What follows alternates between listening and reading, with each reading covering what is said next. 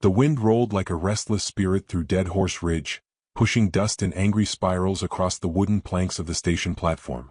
Dora Dufresne May stood alone, the hem of her faded blue traveling dress clinging to her ankles, a valise gripped tight in one gloved hand. The train had long since shrieked its way into the distance, leaving only silence, a few mocking crows on the wire, and a woman who'd bet everything on a man who hadn't come. She glanced again at the telegram tucked in her bodice, its creases soft from worry and rereading. Charles R. Hanley. Dead Horse Ridge. April 4th, noon train. Will meet you. A promise written in black ink and false hope. It was now near 3. She'd arrived at noon, heart fluttering like a bird in a cage. She stood for the first hour, sat for the second. Now her legs ached and her pride burned. Still she waited. Miss? You all right? The voice startled her. She turned, stiff and slow, to find a man standing just past the loading crates. Tall, weather-worn, the color of prairie dirt in long sun. His hat cast shadow over eyes that didn't smile, though his voice tried. He looked like he belonged to the land, broad shoulders, hands like shovel blades, a coat that had seen more winters than she had suitors. I'm fine, she said too quickly. Then, softer, with a hint of learned patience, I'm just waiting on someone. The man nodded once, slowly. He didn't press. Elias Boone, he said after a pause. I come through town once a week. Mail run supplies. He gestured at the wagon hitched behind him. A tired-looking mule flicked its ear in greeting. You sure he's still coming? Dora Dufresne inhaled sharply and looked away. I received a letter. He said he'd be here. Elias looked at her for a moment, like a man evaluating a wounded animal, deciding whether to approach or walk away. Stationmaster says you got in on the noon train. That was near 3 hours ago. Dora Dufresne forced a smile, brittle and breaking. Perhaps he's just delayed. Maybe. The silence between them stretched. She hated the way her dignity felt paper-thin beneath his gaze, but it wasn't unkind. There was something different in him, an understanding that needed no explanation. I can wait longer, she said, folding her hands tightly in her lap. It's no trouble. He nodded again as if it wasn't his place to contradict her. He turned to leave, hesitated, then offered, There's a bench under shade just around back. Wind won't reach you there. She didn't move. Pride was a cruel companion. But pride hadn't kept her safe all these years. Pride hadn't stopped her brother from controlling every step she took. Pride hadn't written her letters when the nights grew too quiet and the dreams too loud. When Elias Boone returned half an hour later, she was still there, still alone, but no longer sitting upright. Her chin had drifted downward, eyes heavy with exhaustion. Her grip on the valise had slackened. He cleared his throat gently. She startled. Didn't mean to wake you. It's fine, she said, rising too quickly, catching her balance. I was just resting my eyes. The way I see it, Elias began, a woman left at a station's got 2 choices. Stay and hope for a ghost or leave and find something solid. She looked at him then, not through him, not away from him, but at him. His face was solemn, yes, but steady. He hadn't come to rescue her, she could see that. But he wasn't walking away either. My place isn't far. Half-day's ride. You're welcome to come until you sort things. The offer hung awkwardly in the air, neither tender nor transactional. She knew what it would sound like to others. A man brings home a stranger and people talk. But she also knew what it was to sleep outside a depot in a town where she knew no one. I won't be a burden, she said. If you've got chores I can help. I'm not afraid of work. He gave the smallest nod, as though her dignity mattered to him, as though she hadn't just admitted she had no place to go. You ride. Not in a long while, she admitted. We'll go slow. The road out of town was rutted and wild. Dora Dufresne sat stiffly on the wagon bench beside Elias, the wind loosening strands of hair from her pinned bun. The sun slid toward the horizon, drawing shadows long across the plains. Neither spoke for a while. It was Elias who broke the quiet. So what do you know of Charles Hanley? She hesitated, then said, We exchanged letters for nearly a year. He said he was a rancher. Widower. Said he wanted a woman with sense and steadiness, not some fluttering girl. Her voice faltered. I suppose I was fool enough to believe him. You weren't, Elias said without looking at her. You just wanted out. She blinked, surprised by how easily he'd struck the truth. And surprised, too, by the relief that came with being seen so clearly. They reached the ranch as dusk fell. The land spread out in all directions, hills like crouched beasts, a narrow creek shimmering under the moonlight. A barn, a small corral, a low house with a front porch that sagged in the middle. It wasn't much, but it was quiet. It was clean. Elias helped her down from the wagon without ceremony.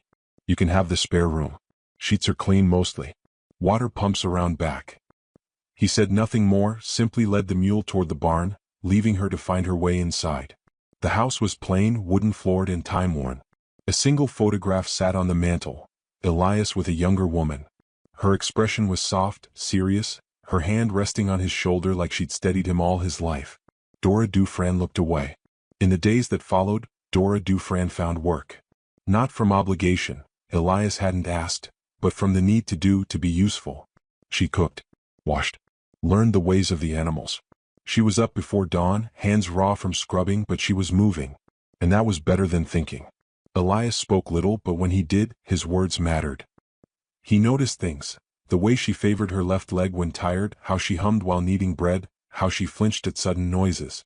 He didn't ask about her past, not yet, but he listened when she offered slivers of it, which came in moments, quiet ones between fence posts or firelight. He told her once, in that quiet way of his, that his wife had died of pneumonia 5 winters back.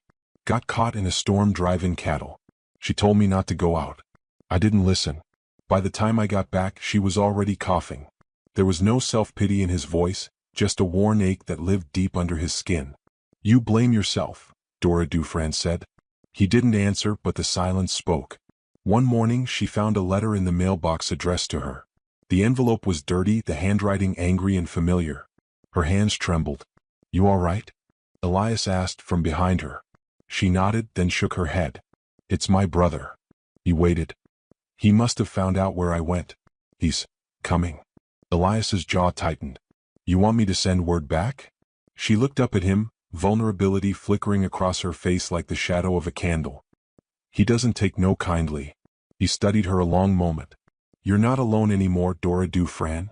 The words landed softly, like snow on an old scar. Not romantic.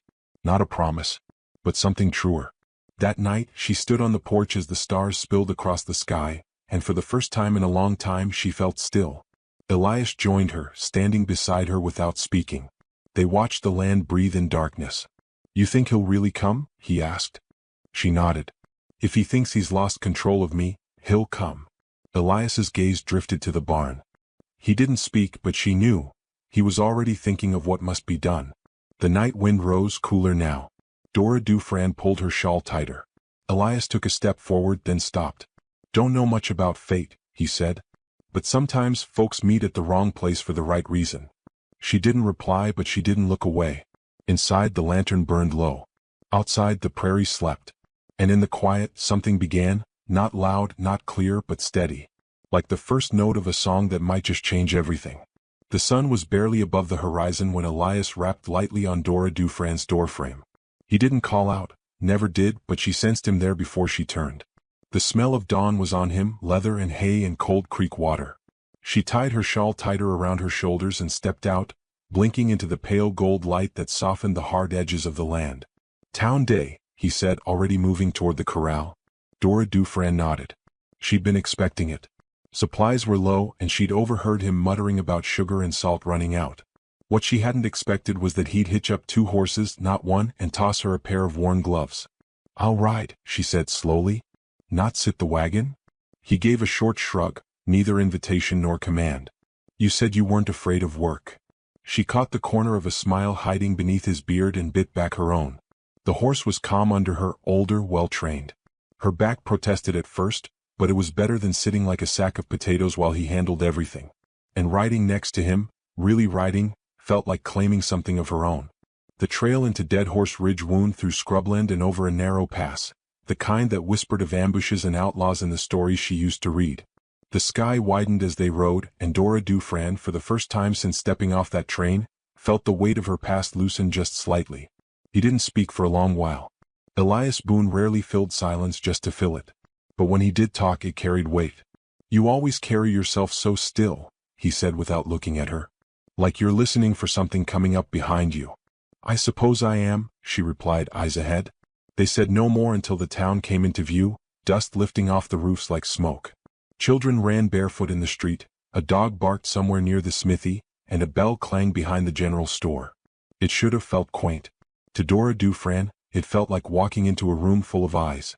She dismounted slowly, feeling the familiar creep of judgment settle in around her. She caught sight of a woman in a bonnet whispering behind her gloved hand. Two men leaned against the saloon, nodding toward Elias with unreadable expressions. Word had spread then. The quiet widower had brought home a woman. One who arrived without a man to claim her. Elias ignored it all. He tied the horses and handed her a list scrawled in blocky handwriting. If you take the dry goods, I'll see to the hardware. Dora Dufran took it with a nod, grateful for the excuse to move, to blend. She went inside the general store and breathed in the scent of flour sacks and molasses. Mrs. Dobbins, the storekeeper's wife, greeted her with tight politeness. Dora Dufran returned it in kind, lifting her chin and speaking clearly, as if she hadn't arrived under a cloud of speculation. Sugar, salt, coffee beans, soap, and, she hesitated, peppermints if you've any. Mrs. Dobbins narrowed her eyes slightly but said nothing. When Dora Dufran laid the coins down, her fingers shook. She hated that. She hated how small she still felt. Outside, Elias waited by the wagon, arms folded. He didn't comment on the whispers or the stares. He never did. They loaded the supplies in silence, but it wasn't a cold silence. It was shared, like two people carrying the same weight without needing to speak its name. They were halfway out of town when Dora Dufran said, "Why did you bring me?" He didn't look at her. "You needed out of the house." "Because I was brooding?" "Because you were hiding." She flushed but didn't argue. He was right. "I spent most of my life in a house I wasn't allowed to leave," she said. "It gets easier to stay still than move." Elias didn't offer comfort. Just the truth.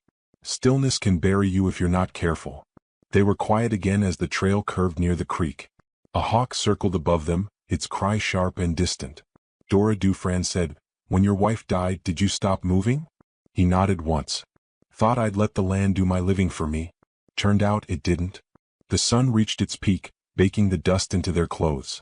They stopped at the ridge for a drink and a bite, dried meat, biscuits from the morning's bake. Dora Dufran pulled out the peppermint she'd hidden from Mrs. Dobbins' list and handed him one without a word. He took it, unwrapping it slowly. "You always bribe people with candy?" "Only when they look like they've forgotten what sweet tastes like." He didn't laugh, not exactly. But a sound rumbled low in his throat, something close enough. She smiled without meaning to. They were nearly home when Elias slowed his horse, eyes narrowing. Tracks, fresh, shallow in the dust. Not his, not hers. Recent. Dora Dufran followed his gaze. "Someone's been near?" He nodded. "Boots. Not riding. Walking heavy." Her heart started to hammer. "You think it's my brother?" "Could be," Elias said. "Could also be nothing." But they both knew it wasn't nothing. She looked around, suddenly aware of how open the land was, how little cover they had. That night she couldn't sleep. She sat on the porch with a lantern beside her, fingers curled around a cup of tea gone cold. The sound of crickets filled the air, but underneath it she imagined footsteps. Imagined the weight of hands grabbing her again. The voice that had controlled her for decades, telling her what to wear, who to speak to, how to breathe. She didn't hear Elias until he stepped out of the shadows, quiet as ever, a shotgun slung over one shoulder. "You shouldn't be alone out here," he said. "I'm not," she answered and meant it. He sat beside her. Neither said anything for a long while. "My brother," she began. "He used to say I was too soft for the world. That no man would ever want a woman who'd already grown old with no husband." Elias turned his head slightly. "He's wrong." She laughed once, bitter. "You don't even know me." "I know enough," he said. "You work hard. You speak plain. And you haven't flinched once since you got here, even though you had reason." She looked at him. "And you? What did your wife say about you?" "She said I was better at fixing fences than people. Said I never spoke when I should have and always spoke when I shouldn't." "She sounds wise." She was. A silence fell again, but it wasn't uncomfortable. The kind of silence that settles between people who have started to trust each other. Suddenly, a noise cut through the quiet, a rustle beyond the barn too heavy for wind. Elias stood, movement smooth and instinctual. He moved off the porch, shotgun raised, eyes scanning. Dora Dufran stayed back, pulse thudding. Then a figure stumbled into the light. A man, wounded, bleeding from the shoulder, ragged coat trailing dust. He collapsed at Elias's feet with a groan. "Hell," Elias muttered. "Outlaw most like." "Is he dead?" Dora Dufran asked, rushing forward despite herself. "Not yet." She knelt beside the man, pressing her hand to the wound. Blood welled through her fingers. We have to help him. Elias looked at her hard. He might have brought trouble with him. Then help me fast before it finds us. They dragged the man inside. Dora Dufresne cleaned the wound with boiling water while Elias stitched it, hands steady even under pressure. The outlaw didn't wake that night, but he breathed. Later, Elias leaned against the doorframe, watching her. You didn't hesitate. I taught school in a mining town. You learned to patch up busted boys quick. I wasn't talking about your hands. Dora Dufresne didn't reply. She simply rinsed the blood from her apron and hung it by the fire. Outside, the wind picked up. Something was coming. They could both feel it now, closer than ever. Trouble had a way of finding you when you thought you just started to outrun it. But Dora Dufresne no longer felt like a woman running. She felt for the first time like a woman standing. Not alone. And not soft. When she finally lay down, sleep came slowly. Her last thought was not of fear, but of Elias Boone's words, "Stillness can bury you." And Dora Dufresne had no intention of being buried. The outlaw woke screaming. It was a guttural, wordless sound that tore through the early morning calm, jolting Dora Dufresne from sleep. She ran barefoot from her room, heart thudding against her ribs, and found Elias already crouched beside the stranger's cot, a steadying hand on the man's chest. The outlaw's eyes darted wildly, sweat slicking his brow as he thrashed against the makeshift bandage Dora Dufresne had tied around his shoulder. "Easy," Elias muttered. "You're safe." The man blinked through the haze, pain sharpening his voice into gravel. "Ain't no such thing as safe." Dora Dufresne stepped closer, clutching the folded towel she'd grabbed on instinct. "You remember your name?" The outlaw coughed, then grimaced. "Call me Wren. Least that's what the wanted posters say." "You're wanted?" He nodded and winced. "Used to ride with a man named Jacob Fairlow. Bounty hunter now, but back then he was meaner than any outlaw I knew. He don't forget folks who leave him behind." Dora Dufresne felt the air drain from the room. "Jacob Fairlow is my brother." Wren's eyes flicked to her, and something changed in his face. Not recognition, but wariness, the kind of instinct that kept men like him alive longer than they deserved. "Then you oughta run. That man's not just comin'. He's huntin'. And he ain't comin' for talk." Elias stood, the tension in his shoulders like a coiled rope ready to snap. "How far behind?" Wren coughed again, then said, "Saw him 2 days ago. Was trailin' west with 2 others. Likely think I'm dead. But he'll sniff your scent soon enough." Dora Dufresne didn't speak. Her fingers tightened around the towel until the edge cut into her palm. Elias looked at her, and there was no pretense in his face now, only warning. "You have to decide now," he said. "Do we run or do we stay and fight?" "I ran my whole life," she said. "I'm tired." Wren groaned, trying to sit up. "Then you best be ready. He won't wait till morning to make a point." The day passed like a slow-turning wheel. Dora Dufresne went through the motions, changing Wren's dressing, boiling water, chopping wood, but every sound made her heart stumble. She caught herself looking at the windows too often, checking shadows, counting clouds. Elias said little, but he checked the rifles, cleaned the pistols, and sharpened the hatchet. He moved like a man preparing not just for danger but for death. As dusk began to melt into night, Dora Dufresne stood by the barn and watched the horizon. The sky burned orange, clouds heavy with stormlight. The land stretched quiet and too still. Then a flicker, barely visible, something glinting on the ridge, far off but moving. "Riders. 3. She turned and ran for the house. "They're here." Elias didn't flinch. "Then we don't have long." He handed her the shotgun. Her hands trembled only once. "I've never shot a man," she said. "Good. That means you'll aim true if you have to." Wren struggled to his feet, limping toward the back door. "I'll cover the barn. Might not stand long, but I'll take one with me." Dora Dufresne wanted to argue, to insist he rest, but there wasn't time. She nodded instead. "Thank you." The air grew thick, electric. The first raindrops began to fall just as the hoofbeats reached the edge of the clearing. They didn't dismount. 3 riders, faces obscured by dust and dusk, stopped just past the fence line. The lead man tilted his head as if admiring the scenery. Then he called out, "Dora Dufresne May. Come out, darlin'. No need for dramatics." She stepped onto the porch, shotgun at her side. Elias stood beside her, rifle cradled but ready. "You can ride back the way you came, Jacob," she called. "You've no claim here." He laughed low and dry. "No claim? That's rich. I fed you, clothed you, protected you. You caged me.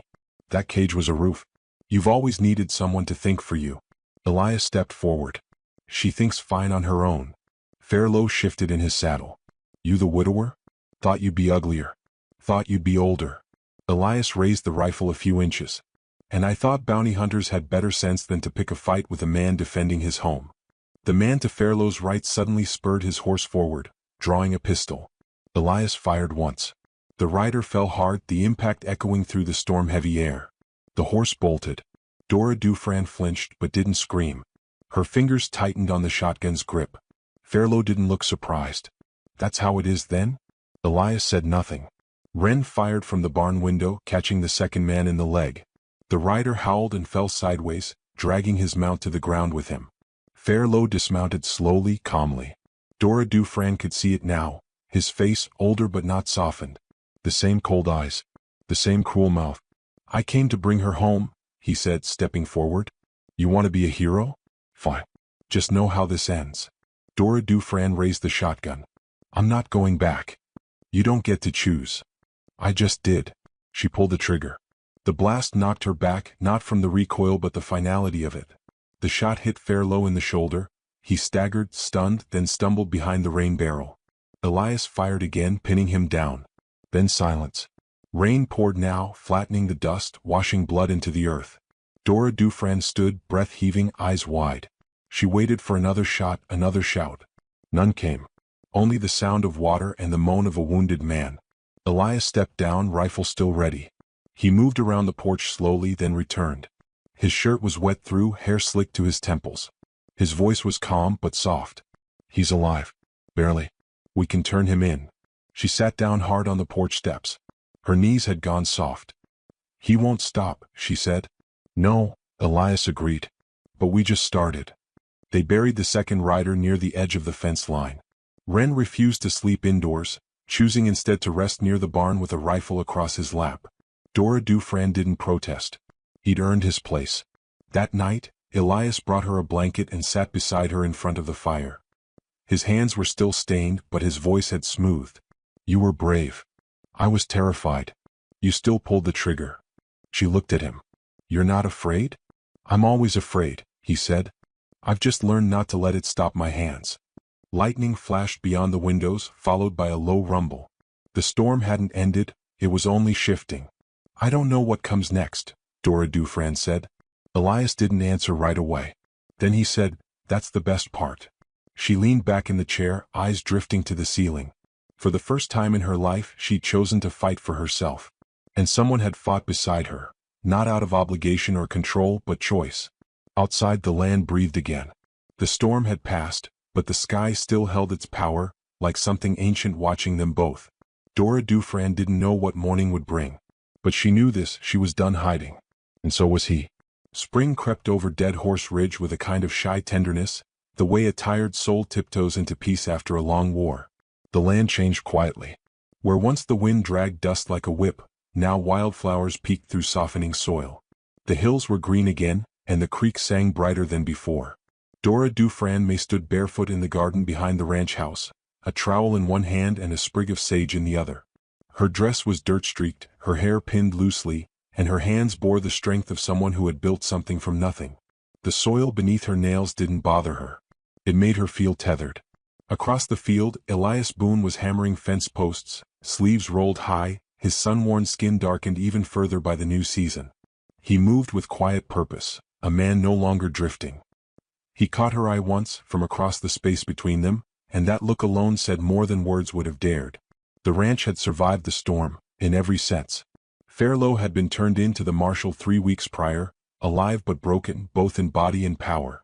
Wren had ridden out east 2 days after, healed enough to limp but not to linger.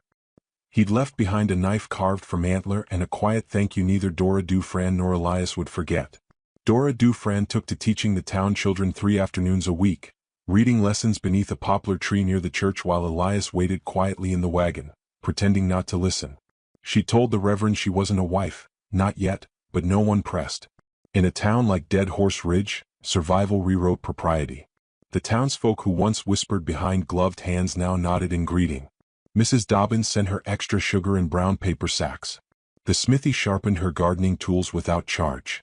And the boy from the telegraph office offered to run errands with the eager hope of a pup finding new purpose. One late morning, as Dora Dufran returned from the creek with a basket of wild mint, she saw Elias by the corral, staring toward the ridge. His back was to her, motionless. The sky was cloudless, the light too gentle for trouble. She stepped closer. "You look like a man expecting ghosts." He didn't startle. "Just thinking. Dangerous habit." He smiled, just a twitch. "Was thinking how quiet it is. And? Used to feel like silence was a punishment. Now it just feels earned." She placed the basket on the fence rail and looked out across the land with him. "You still write in that old book of yours?" He nodded. "Sometimes." "What do you write?" "Things I didn't say when I should have." She tilted her head. "Say one now." He hesitated only a second. "You were the first thing I didn't regret in a long, long while." Dora Dufran's breath caught, not because of the words themselves but because of the man who said them. She'd known Elias Boone to be steady, guarded, gruff. This was the same man, and yet not. "You ever think about what's next?" she asked softly. "Every damn day." The next morning he asked her to ride with him. He didn't say where, and she didn't press. They took the wagon, not the horses, and traveled the road that wound back toward the town. The breeze was warm, playful, and the trees whispered like old women sharing secrets. When the train station came into view, Dora Dufran stilled. Elias reined the mule and climbed down. He reached into his coat and pulled out a small bundle wrapped in flannel. His fingers worked clumsily, unfolding it to reveal a ring, simple, silver, worn but polished. "I found this in the drawer with her things," he said. "She never wore it much. Said it scratched when she worked." Dora Dufran's heart began to hammer. "I asked her once what to do with it if anything happened. She told me, don't let it rust. Give it to someone who'll make it shine again." He stepped closer. "I ain't good at speeches. I don't believe in grand gestures. But I know what it is to lose, and now I know what it is to want something again." She looked at him, eyes full. "So I brought you back to where I found you," he said. "Not to return you, but to ask if you'd stay, proper this time." Her laugh came out as a sob. She nodded, because words were useless when a life was changing before your eyes. He slipped the ring on her finger. It was imperfect. It was beautiful. The ride back felt shorter, lighter. Like the wagon knew it was hauling more than supplies now, it was hauling hope. That night, they stood outside as the sky turned lavender and the first stars blinked into being. Elias had lit the porch lantern, though the light from the house already spilled warm across the yard. Dora Dufran held his hand. She'd never been the kind of woman who thought she needed saving. And she hadn't been saved. She'd saved herself. But she'd been seen. That somehow mattered more. She leaned her head against his shoulder. "You think folks will ever stop whispering?" He kissed her hair, slow and sure. "They'll whisper something else tomorrow. Let 'em."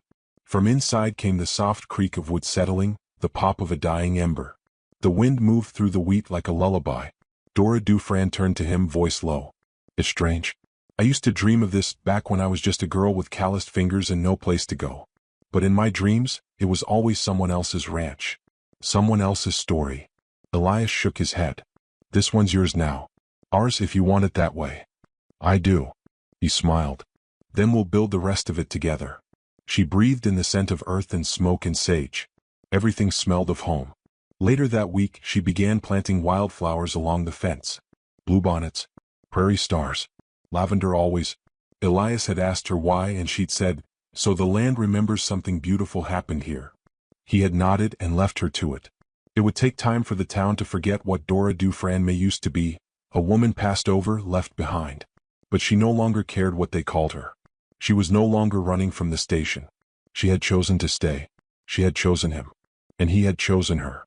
At the very end of spring, Dora Dufran sat at the window as a new rain whispered down, softer than any storm before. Elias slept in the chair nearby, boots off, book in his lap. The fire had burned low. She looked out over the land, the hills, the barn, the fields they'd soon harvest. Everything quiet. Everything right. She reached for the journal he'd left beside her and opened to the last page. In his heavy, uneven hand he'd written, "She wasn't too old. She wasn't too late. She was just on time. For the life we hadn't dared to dream." Dora Dufran closed the book and smiled. She didn't know what tomorrow would bring, but it no longer mattered. This was her forever. And it had found her, not in a fairy tale, not in a dream, but in the dust of a train station, in the shadow of a storm, and in the arms of a man who loved quietly, like the land itself. The train groaned as it pulled into the quiet station, metal grinding like an old man's knees. Smoke swirled above the platform, softening the sun just enough to turn every silhouette into a question mark. She stepped down slowly, a worn carpetbag in her left hand, her right gloved and gripping the railing as if the world might shift beneath her feet. Her name was Etta May Holloway, and this was the farthest west she'd ever dared to travel. She wasn't young enough to be called a girl anymore, but she was not old, either, not in spirit. Her face carried the soft roundness of someone who had fed others before feeding herself. Her hips bore the shape of long workdays in aprons and rocking chairs. She had the kind of frame the East never forgave and the kind of soul the West hadn't yet learned to see. The letter in her pocket crinkled as she moved. She'd read it at least 30 times between Missouri and here, lips tracing the words. I seek a woman of warmth and good character. A sturdy woman, unafraid of a hard life. If you're such, come west. We might build a life worth sharing. Signed in slanted ink, Harlan Cobb. She had imagined him with broad hands and soft eyes. Someone who didn't wince at curves or cower at silence. She imagined growing beans in a garden, laying quilts across a real marriage bed. Nothing extravagant, just peace. A hand to hold, a place to rest. But no one stood waiting with flowers or even a lifted chin. Only a scattering of townsfolk, a barking conductor, and the boarding house owner squinting toward her like she hadn't been expected after all. Inside the inn, she sat with a straight back, shoes together, hands folded. She wore her Sunday blue dress, altered twice to fit her form without apology. She had brushed her hair into thick braids, looped and pinned with the care of someone trying to make a good impression without seeming desperate. The room smelled of biscuits, of coffee going cold, and faintly of lavender, likely hers. The other girls had already come and gone. Mail-order brides claimed by ranchers or store owners, their futures sealed with nervous nods and tight-lipped smiles. Etta had arrived late. A delay in Kansas. She should have known delays cost more than time. When the door opened, she stood quickly. A tall man entered, square shoulders beneath a wool coat, but his eyes landed on her and blinked once, twice. Disbelief, not delight. You're Etta, he asked. She smiled, as gently as one could smile when everything rested on a single greeting. Yes, sir. Etta May Holloway. He didn't take another step, just looked her up and down like he was checking measurements no one had promised. I thought, he said, then cleared his throat. No offense, but you're not what I pictured. The room chilled around her, though the stove burned hot. I brought your letter, she said softly, reaching into her pocket. He didn't take it. His eyes darted to the innkeeper behind her, then to the open door behind him. I'm sorry, he mumbled. This won't work. And just like that, he left. The door didn't slam. It simply closed with finality, the kind of ending that doesn't beg for a sequel. She stood for a long moment, her breath shallow, as if too much exhale would shatter her. The boarding house matron sighed behind her. Men, she said, not cruelly, just tired. Etta nodded barely. I understand. She returned to her seat, poured herself tea that had gone lukewarm, lifted the cup to her lips though the taste had turned bitter. She wouldn't let her hand tremble. Not yet. By evening, her name was known. Not in the warm, neighborly way names are known, but whispered sideways with a shrug or a smirk. The fat one. The last one. The one he left. A town of 300 now carried her story before she'd spoken more than 20 words. She spent the next few nights in the smallest room at the back of the boarding house, where the windows stuck and the mattress groaned. She unpacked slowly. One dress, one shawl, a folded quilt stitched with her mother's initials, and a photo of a family long gone. On the windowsill, she placed a mason jar and dropped a penny in each morning. A quiet promise to herself.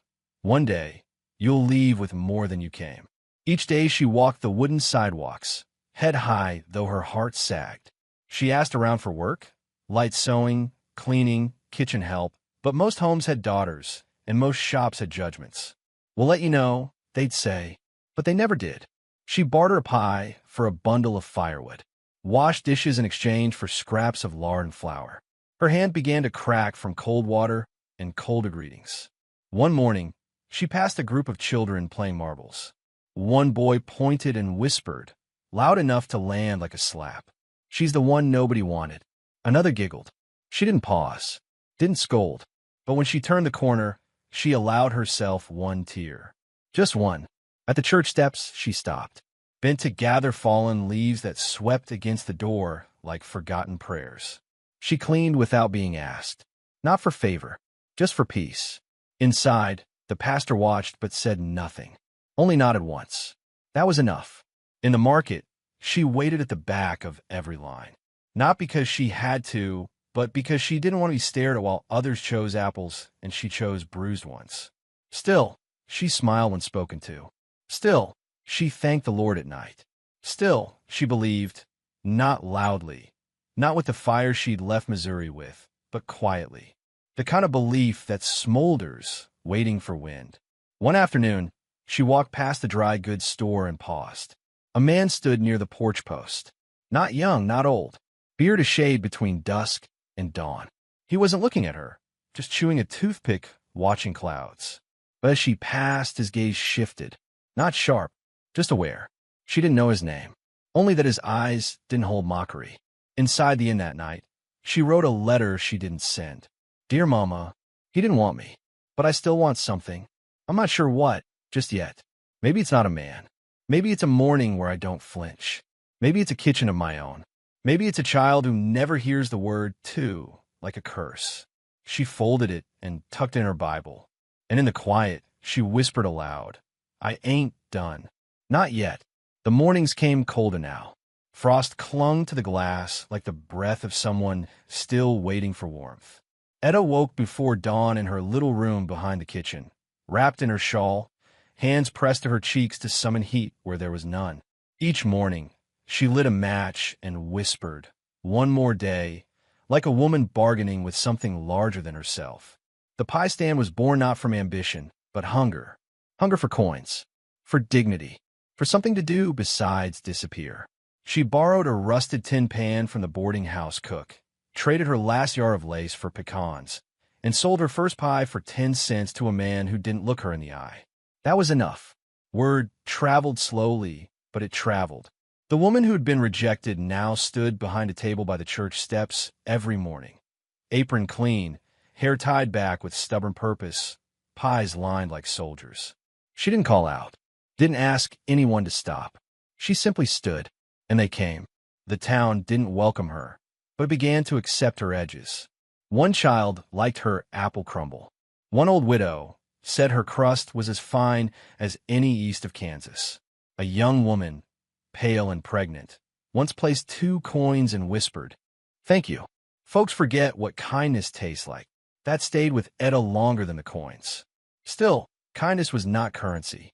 Whispers still danced behind her back like smoke. One man walked by with his friends and laughed. That's a lot of woman for such a small table. She didn't flinch. Not outside. Inside, the hurt curled into itself like a burned edge on parchment. Work became ritual. Her fingers bore flour like a badge. She stitched aprons for the pastor's wife, mended curtains for the schoolhouse, and once darned a boy's Sunday trousers in exchange for 3 eggs. Every thread was a thread back to her own worth. One Sunday, the boarding house owner told her she needed to start paying full room rate or find another place to lay her head. No pity, just facts. Etta nodded, went upstairs, packed her satchel, and left that very night. She found an abandoned storage shed near the edge of town, once used for trapping tools and forgotten since. It didn't have a stove, but it had a roof and a door. She swept the floor with a pine branch, made a bed of quilts on hay, and lay down with her back to the wall. A stray wind crept through the cracks and kissed her cheek, but she whispered into the dark, "I am still here." The next morning, she opened her pie stand like nothing had changed. Whispers shifted again, not softer, but slower. People began nodding to her. A few asked her name, as if unsure whether they were allowed to. She gave it without flinching. Etta May. No shame in the syllables. She began to notice faces. The girl with the red braid who always bought the last pie. The widower with hollow eyes who never spoke but left double the price. And then there was him. He came on a Tuesday, lean, with shoulders built from chopping wood and hands that looked like they'd once held grief. His name was Luke Kerrigan. He bought a pie without saying much, just nodded. She noticed the way he watched her, not with hunger or mockery, but something else. Recognition, perhaps. The next day, he returned, bought another, sat across the street on a bench, and ate it slow, like each bite meant something. She didn't speak, didn't ask, but her chest tightened in a way that wasn't pain. He came every third day after that. Sometimes he spoke, sometimes he didn't. Once he said, "You remind me of someone." She didn't ask who. The silence between them held the weight of two lives learning how to stand again. One evening, she walked to the creek to wash her pans. The sky burned gold and blood red, the way it does only in places where the land stretches wide. She knelt in the cold water, hands aching, and heard footsteps behind her. It was Luke. "You're staying out by the old trap shed?" he asked. His voice wasn't pitying, just curious. "I am," she said simply. He nodded. "Takes grit." She shrugged, water dripping from her sleeves. "Takes hunger." That was the first time he smiled at her. A real smile. One that made her forget, for half a second, that the town had called her too much. The next morning, there was firewood stacked outside the shed. No note, just warmth. Over time, she learned more. Luke had a wife once. She died giving birth to a daughter who didn't live past sundown. That loss had carved lines into his face that no smile could ever quite erase. He worked a lonely patch of land just beyond the ridge and didn't talk to folks unless he had to. But he talked to her. Not every day, but often enough that the silence stopped feeling like punishment. In town, she still heard whispers, but now they were confused. The fat woman who was dumped now laughed sometimes, smiled like she belonged, walked with a man who didn't flinch when she passed. It unsettled people. Maybe it reminded them that kindness and love were not prizes for thinness. One afternoon, Clara, the butcher's daughter, ran up and said, "Miss Etta, your pecan pie's my pa's favorite now." Then whispered, "He says you've got a magic hand." Etta chuckled, brushed a crumb off Clara's chin, and said, "Tell your pa I make it with stubbornness and spite." The girl giggled, then ran off. That night, in the shed, Etta lit a candle and opened her Bible. Tucked behind a back page was the letter Harlan Cobb had once written. She didn't cry as she read it. She just held it to the flame, watched it curl, blacken, and vanish. She wasn't angry. Not anymore. Just done carrying what didn't serve her. The next morning, Luke handed her a book. "It's silly," he said, rubbing the back of his neck. "But I thought maybe you'd like it." It was Jane Eyre, a story of a woman unloved by the world who still found her own voice. Etta touched the cover and said, "You think I'm her?" He shrugged. "I think you're braver." She didn't speak, just smiled, one that reached all the way to her eyes. By the time the first snow fell, the town had stopped calling her anything at all. They just nodded, paid her fare, and moved on.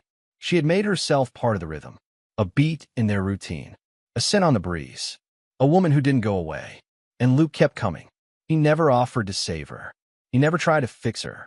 He simply saw her. And for the first time in a long, long while, so did she. The days shortened and the air grew crisp, but she kept selling her pies beside the church steps, bundled in wool, cheeks flushed pink from the cold. Her fingers, once cracked and raw, had grown deft with repetition, tying string around boxes, smoothing wrinkles from cloth, pouring warmth into each crust as if hope were an ingredient no one else could see. Luke Kerrigan still came, never on a schedule, but always just when silence had settled too thick around her. He brought her books, paperbacks with creased spines and dog-eared corners. She read them by lantern light in the shed, her breath fogging with every page turned, her heart slowly remembering how to flutter. He asked for nothing. Sometimes he spoke of small things, a neighbor's mule gone missing, a broken fence, the taste of her plum tart. Other times, he simply sat beside her table, sipping coffee from a tin cup she'd warmed on the coals. One afternoon, she caught him watching her. Not her face, not her body, but her hands as they moved with quiet grace over pie dough. When she looked up, he didn't glance away. He held her gaze like it was the most natural thing in the world. "Funny," he said, "how your hands make things feel safe." She opened her mouth to reply, but the words tangled. So she only smiled, and the silence that followed was the softest sound she'd ever known. By late November, the town began preparing for the winter festival. There'd be a fire in the square, a table of baked goods, and a raffle. Children practiced carols in the schoolhouse. Men hammered planks into a dance floor. Etta didn't expect to be invited, but she offered to bake for the gathering. No one refused. Not anymore. She spent nights rolling dough until her arms ached. Apple, cherry molasses. Her tiny shed filled with the scent of cinnamon and sugar. Clara stopped by after school to help. Her fingers sticky, her stories bright. Etta taught her how to crimp edges and fold napkins. Sometimes she caught Luke watching from a distance, arms crossed, a rare smile tugging at his lips. One evening, he brought her a carved wooden box. No explanation. Inside was a thimble, a folded ribbon, and a smooth river stone. She looked at him, puzzled. "They were my wife's," he said. "I kept them because I didn't know how to let go. Thought maybe they could mean something again." Etta didn't speak. She just closed the box gently, held it to her chest, and whispered, "Thank you." Her hands trembled around the corners. He didn't touch her, just tipped his hat and walked away. Snow came that night, light at first, the kind that melts as it lands. She opened the shed door in the morning and watched it fall, tiny flakes catching on the rim of her mug.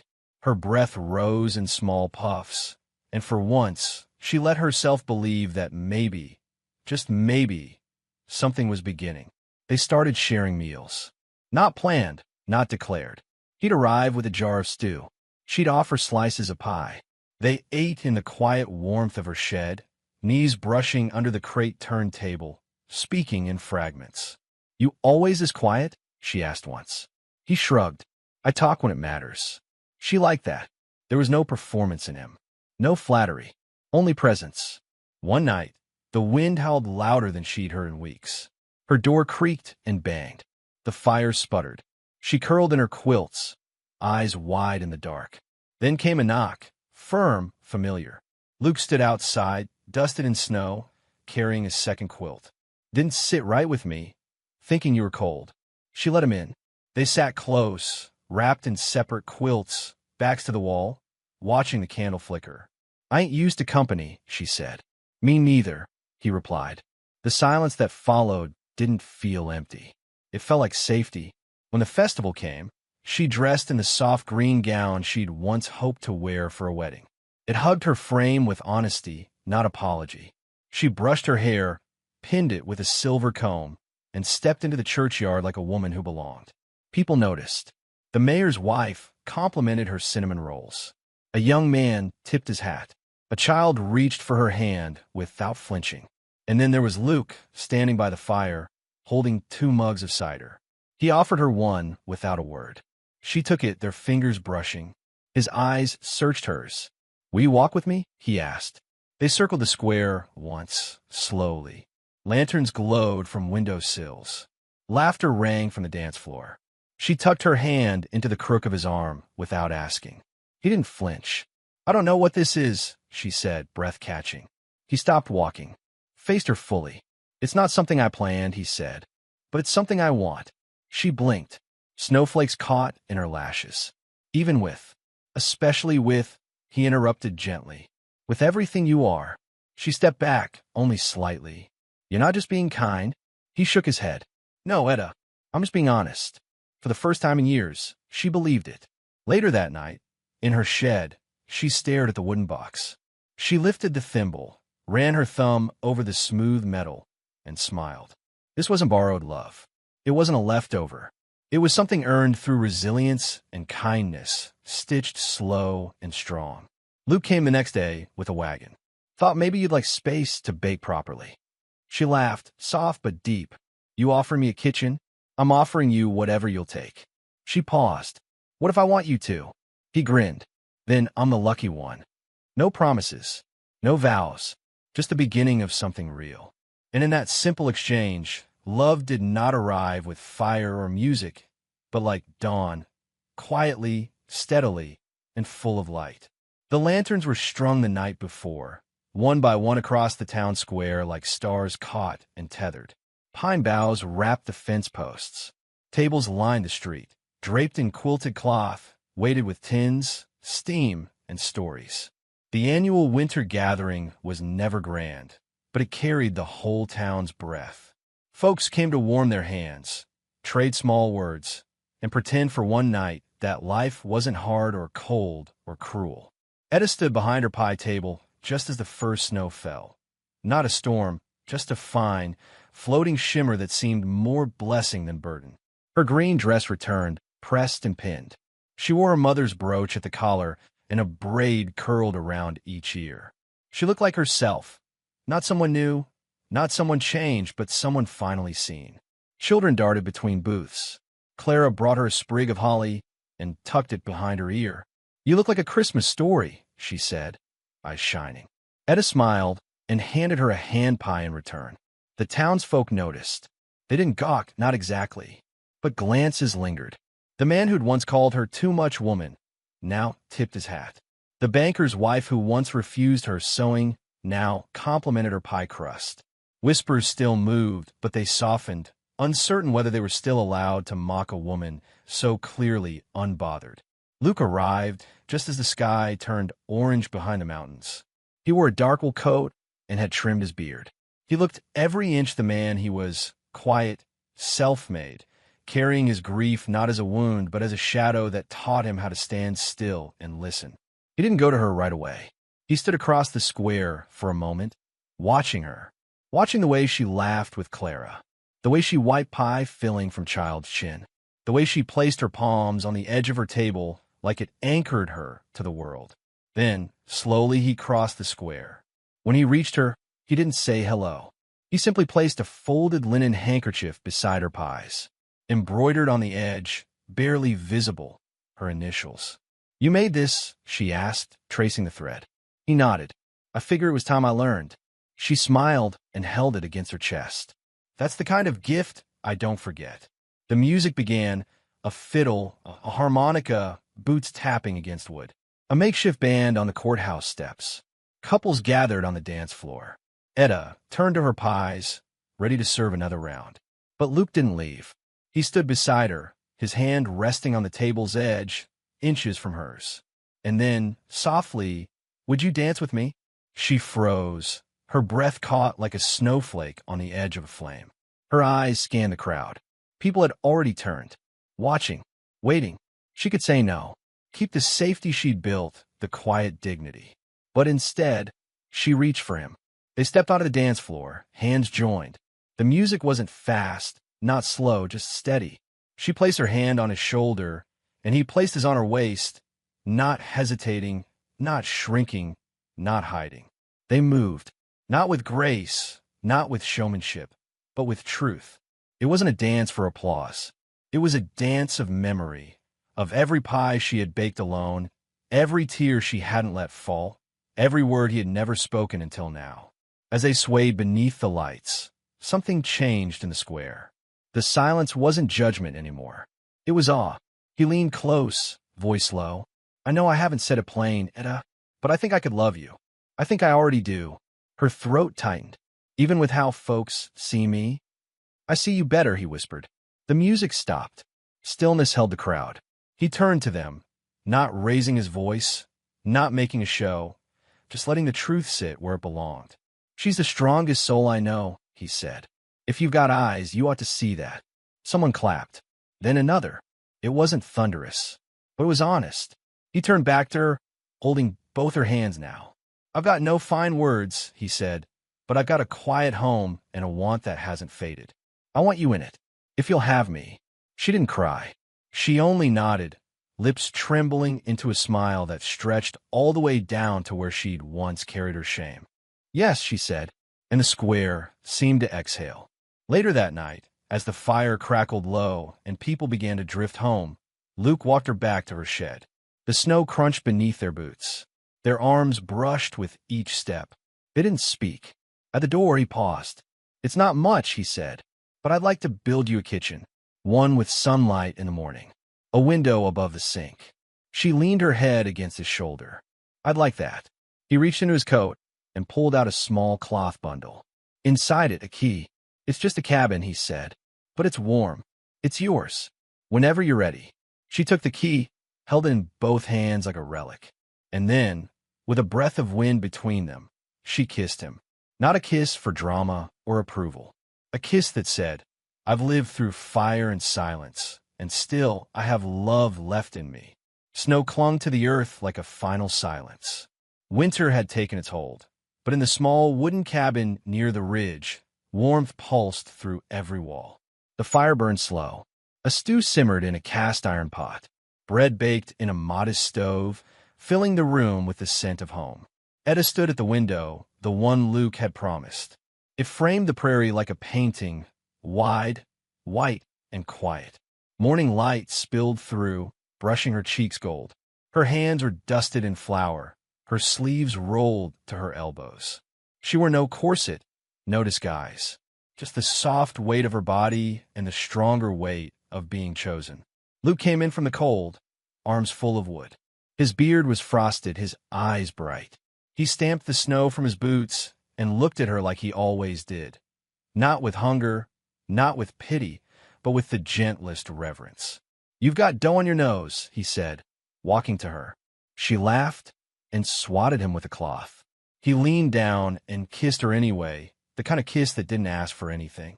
The kind that simply said, I'm here. They didn't speak much that morning. Words weren't needed. They moved around one another with the ease of two people who had suffered their share of loneliness and finally found the silence that didn't hurt. After breakfast, they took a walk along the creek that curved just beyond the fence. The water hadn't frozen over yet. It still sang, soft and stubborn. Like her, they reached the same bench where, months before, she'd first seen him sitting with a pie in his hands. Back then, he had barely spoken. Now, he held her gloved fingers in his and cleared his throat. You've changed me, he said. She tilted her head. I didn't ask you to.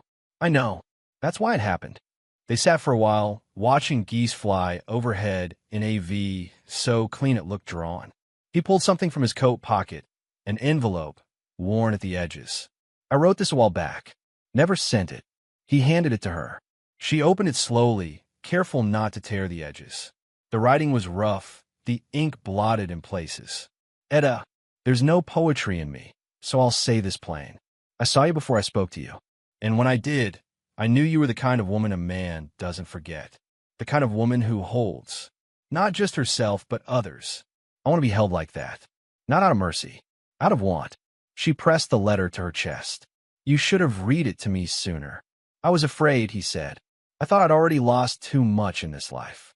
And now, she asked, I think I've finally found enough. That night, they sat by the fire. Clara came to visit, bringing a bundle of pine cones and a half-finished scarf she'd been knitting. She climbed into Etta's lap without asking, leaned her head on her chest, and whispered, You smell like cinnamon and comfort. Luke looked over and smiled. She's not wrong. It was that kind of evening, the kind where nothing dramatic happens, yet everything changes. It was the moment a house stopped being wood and nails and became a home.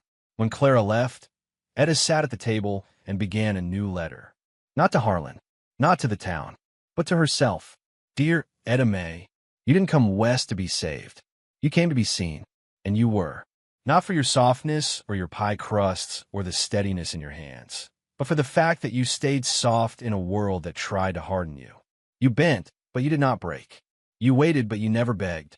You were left behind, but you still stepped forward. She folded the letter and tucked it into the Bible, the same one that had carried her through nights of cold and insult. It had more than scripture inside now. It held her history. Outside, the wind picked up. Snow swept across the porch.